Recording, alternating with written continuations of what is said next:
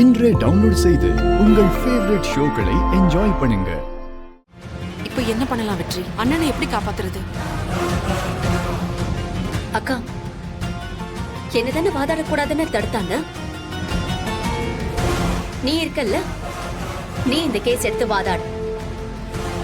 நானா? நான் எப்படி? அக்கா, உன்னால முடியும். உன் கூட நான் இருக்கேன். பாயிண்ட்ஸ் எல்லாம் நான் எடுத்து கொடுக்கறேன். எனக்கு தெரிஞ்ச விஷயத்தெல்லாம் நான் உனக்கு சொல்லி கொடுக்கறேன். நம்ம அண்ணனை காப்பாத்த நாம ரிஸ்க் எடுக்கிற அளவுக்கு வேற யாரும் எடுக்க மாட்டாங்கக்கா.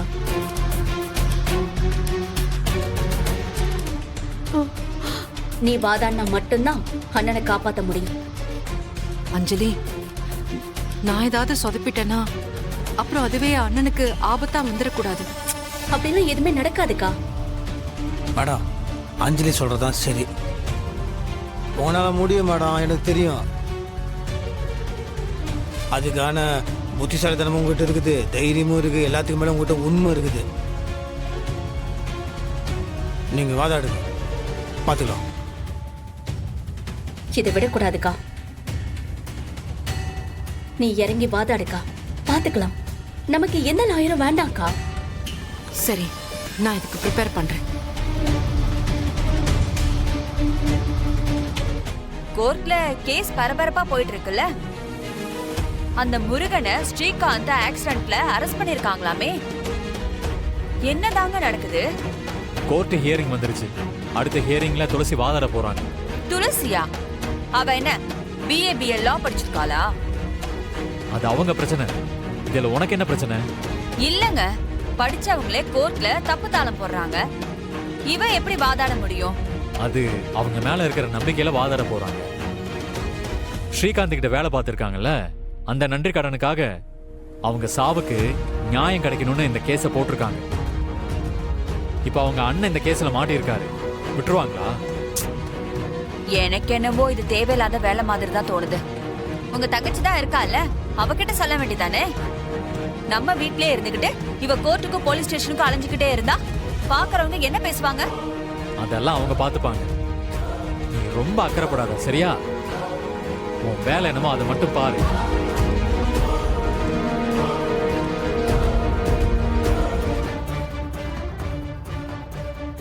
ஒடியே துளசி, நீ இந்த கேஸ்ல வாதாட போறியா? கேக்குறதுக்கே காமெடியா இருக்கு. எப்படி நீ ஜெயிக்கிறன்னு நானும் பாக்குறேன்.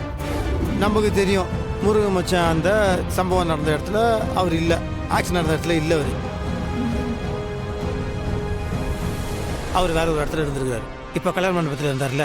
இது நமக்கு மட்டும் தெரிஞ்சா பத்தாது. இது வந்து கோர்ட்டில் வெறும் நம்ம வாயால் சொன்னோன்னா அது ஒத்து வராது. இதுக்கு ஆதாரம் வேணும். இப்போ அவர் அங்கே இல்லை, அவர் வேற ஒரு ஊரில் இருந்தார். அந்த ஊருக்கு போன டிக்கெட்டு இல்லை, அவர் இன்னொரு இடத்துல ஏதோ படம் பார்த்துட்டு இருந்தார், அப்போ சினிமா டிக்கெட்டு இல்லை. இப்போ ஏதோ ஹோட்டலில் இருந்தார், அந்த ஹோட்டலில் தங்கின அந்த பில்லு, அந்த மாதிரி சில விஷயங்கள்லாம் நம்ம கோர்ட்டில் கொடுத்ததான். இப்போ அதுக்கு எங்கே போவோம் நம்ம? இல்ல வெற்றி, இது என்னைக்கும் நடந்த சம்பவம்.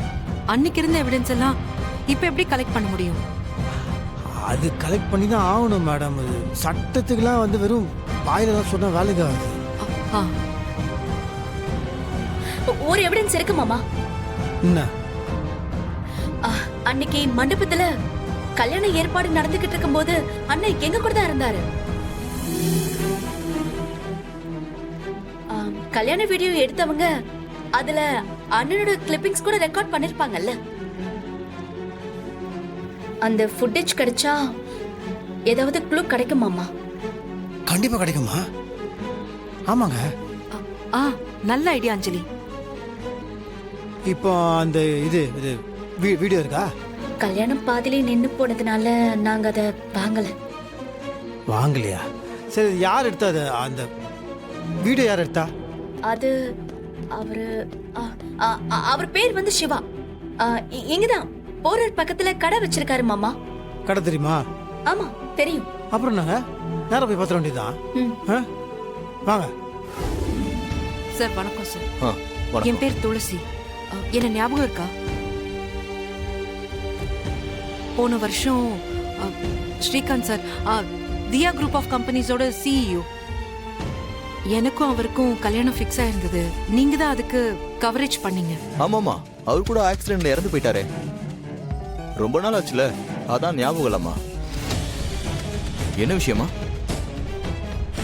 சார் அது ஒன்றும் இல்லை, கல்யாணத்துக்கு நீங்கள் தான் வந்து வீடியோ கவரேஜ் பண்ணியிருக்கிறீங்க. ம், அதோட ஃபுட்டேஜ் வேணும். ம், அதை வாங்குறதுக்கு யாருமே வரல சார். அது துக்ககாரியமா போயிடுச்சுல, அந்த வீடியோ யாரும் வாங்க வரல. அதனால ரொம்ப நாள் ஆச்சுன்னு அதை டெலீட் பண்ணிட்டேன்னு நினைக்கிறேன். ஐயோ டெலீட்டா? ஏங்க அது ரொம்ப முக்கியமான விஷயங்க. அதில் ஒருத்தரோட வாழ்க்கையே இருக்குங்க. அது எப்படி எடுக்கணும்னு கொஞ்சம் பாருங்களேன். இப்போ போன மாசம் தேவையில்லாத ஃபைல்ஸ் எல்லாம் டெலீட் பண்ணிட்டேன். அதுல ஏதாவது மிஸ் ஆகியிருக்க வாய்ப்பு இருக்கு. ஒரு வாட்டி செக் பண்ணிட்டு நான் உங்களுக்கு சொல்றேன். செக்கா? சார் சார் ப்ளீஸ் ஒரு வாட்டி செக் பண்ணுங்களேன் சார். எப்படியாச்சும் கொஞ்சம் எடுத்து கொடுங்க சார். டெலீட் ஆயிருந்தாலும் ரெக்கவர் பண்ணி கொடுக்க முடியுமான்னு கொஞ்சம் பாருங்க சார். அது டெலீட் ஆயிடுச்சா இல்லையான்னு சரியா தெரியலமா. நான் ஒரு தடவை செக் பண்ணிட்டு சொல்றேன். ஆ, அந்த மேரேஜ் டேட் சொல்லுமா. ஜூன் 6ஆம் தேதி சார்.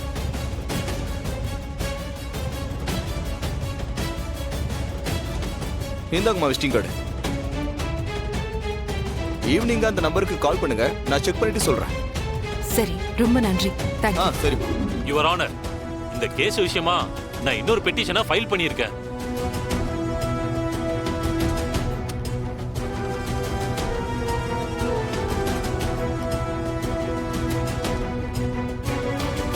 இந்த பெட்டிஷன்ல என்ன இருக்குன்னு இந்த கோர்ட்ல இருக்கிறவங்க எல்லாருமே தெரிஞ்சுக்கணும்.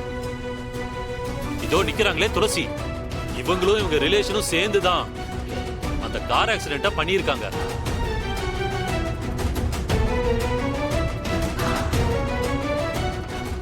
இல்ல, இது எப்படி பாசிபிள்? யார் இந்த பெட்டிஷனை ஃபைல் பண்ணது? ஸ்ரீகாந்தோட ரத்த சொந்தம், அவரோட சொந்த தங்கச்சி மோனிகா ஜெகன் வந்திருக்காங்க. அவங்க தான் இந்த கேஸ ஃபைல் பண்ணியிருக்காங்க. ப்ரொசீட். மோனிகா ஜெகன், மோனிகா ஜெகன், மோனிகா ஜெகன்.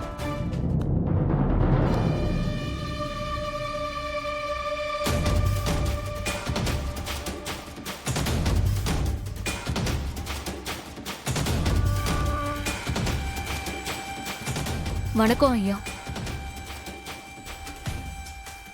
ஏமா, ஏன் இந்த கேஸ ஃபைல் பண்ணீங்க நீங்க? இதோ நிக்கிறாங்களே துளசி, அவங்களும் அவங்க ஃபேமிலியும் சேர்ந்து பிளான் பண்ணி எங்க அண்ணனை கொன்னு இருக்காங்க.